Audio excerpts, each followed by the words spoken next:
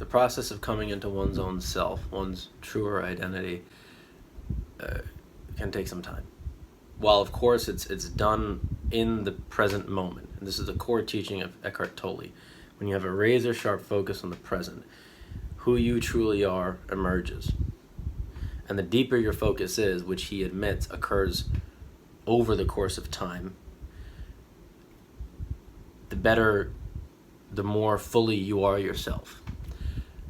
Now, how different can your true self be than the conditioned self? Well, it can be tremendously different. It can be a completely different character, because the person you become due to conditioning, and more importantly, the egoic fragmented identity you develop as a result of whatever the conditioning of your life may be. And this includes things that come from society. It also includes ways in which you've interpreted it and then solidified perceptions and judgments and so forth in your own mind.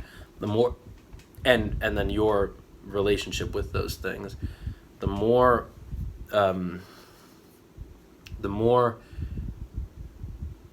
solid those things are, and the more unbending and unchanging they are, the more likely it is that there's a lot of stuff on the inside, a lot of good stuff on the inside that has no room to come out. Because if there's a structure that's so rigid, then there's no space for any bend or any move or any sway. I've been told that skyscrapers are built with a little bit of sway.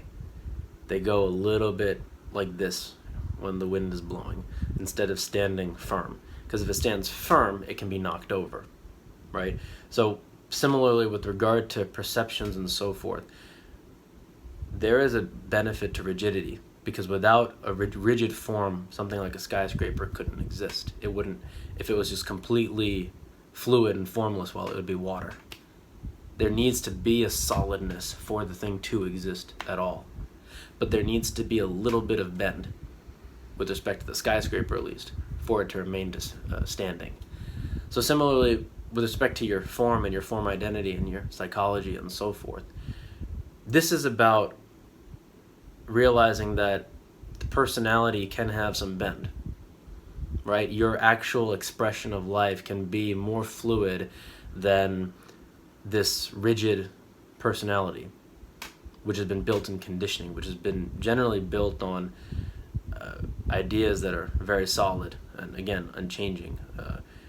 And the thing about ideas is that oftentimes there's one idea which is true, and then the opposing idea is equally true, right? But if you focus on one idea at the exclusion of the other, well, then that one idea starts to encapsulate you. But you're negating a complete other truth on the opposing side. And it's this type of mentality spread out over many, many sets of ideas and over many people that leads to a lot of divisiveness in the world. Because one person sees something this way, other sees it this way, and they both think they're right. And they both may be right with respect to what they're saying, but these ideas are fundamentally opposing. So the purpose of what I'm talking about is to realize that you can have some bend. You can see this, or see this if this is all you see, rise above it and then view it like this. And then from this vantage point, you can also view another perspective too, without feeling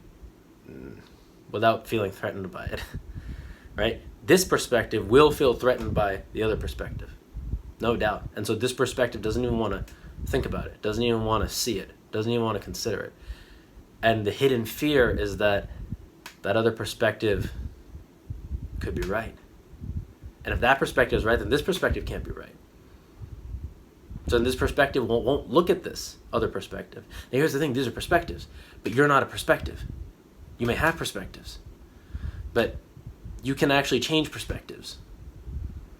So the point is not to abandon perspective. It's simply to move and look beyond it. This is how you get out of echo chamber thinking with regard to whatever groups exist within the world. This also applies most importantly, for your ability to see things with clarity and to not be overwhelmed by your own perspective, right? The me, me, that's a perspective. And it can ruin you.